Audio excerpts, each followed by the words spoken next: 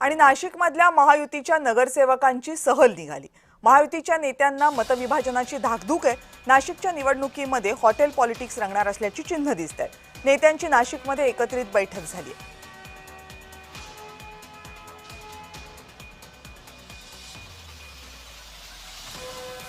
या संदर्भात आणखी माहिती देत आहेत आमचे प्रतिनिधी किरण गोटू।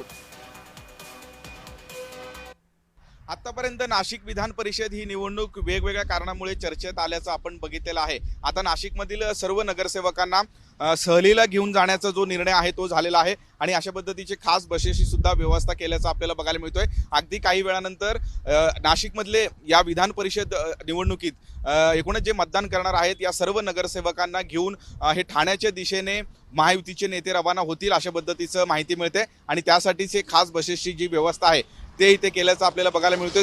गोकुळ गीते यांनी आपल्या उमेदवारीवरती ठाम राहिल्याने मागच्या काही दिवसांपासून महायुतीच्या अडचणी वाढलेले होते, पण मंत्री गिरीश महाजन आणि त्याच पद्धतीने उदय सामंत स्वतः मुख्यमंत्री आणि जे उपमुख्यमंत्री या सगळ्या नेत्यांनी गोकुळ गीते यांची समजूत काढल्यानंतर गोकुळ गीते यांनी अखेर आपली उमेदवारी मागे घेऊन महायुतीला पाठिंबा दिला आणि त्यानंतर महायुतीचा जो एकूणच विजयाचा मार्ग हे सोपं झालं असलं तरी हे खबरदारीचा उपाय म्हणून या निवडणुकीतले जे मतदार आहेत म्हणजे नगरसेवक या सगळ्या नगरसेवकांना सहलीला घेऊन जाण्याचा जो एकूणच हे निर्णय आहे ते झालेला आहे आणि अगदी काही वेळानंतर नाशिकच्या या खासगी हॉटेलमधून हे सगळे नगरसेवक ठाण्याच्या दिशेने जाणार आहेत।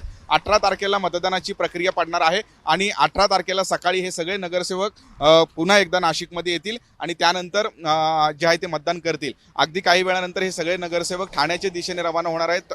या सगळ्या नगरसेवकांची ठाण्यामध्ये एका हॉटेलमध्ये व्यवस्था करण्यात आलेली आहे आणि त्यामुळेच जी खबरदारीचा उपाय म्हणून आता महायुतीचे नेते प्रयत्न करताना आपल्याला एकूणच बघायला मिळत आहे। किरण गोटू, जय महाराष्ट्र न्यूज, नाशिक।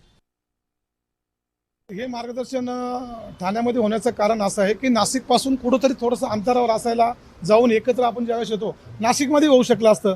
अनेक नगरसेवक आमचे नवीन निवडून आलेले आहेत आपण जर बघितलं आणि मग सगळ्यांच्या दृष्टीने 2 दिवस सगळ्यांचीच इच्छा होती की आपण 2 दिवस निवडणूक झाल्यानंतर आम्ही कुठेही लोकप्रतिनिधी गेले नाही किंवा त्यांच्या वार्डामध्ये काम करताय आणि कामाची प्रक्रिया कामाची पद्धत आणि मार्गदर्शन वरिष्ठांचं घेणं सुद्धा गरजेचं आहे आणि त्यामुळे कुठेतरी शहरापासून थोडंसं 1-1.5 तासाच्या अंतरावरती आहे आणि नाशिक सुद्धा शिवसेनेचाच बालेकिल्ला आहे।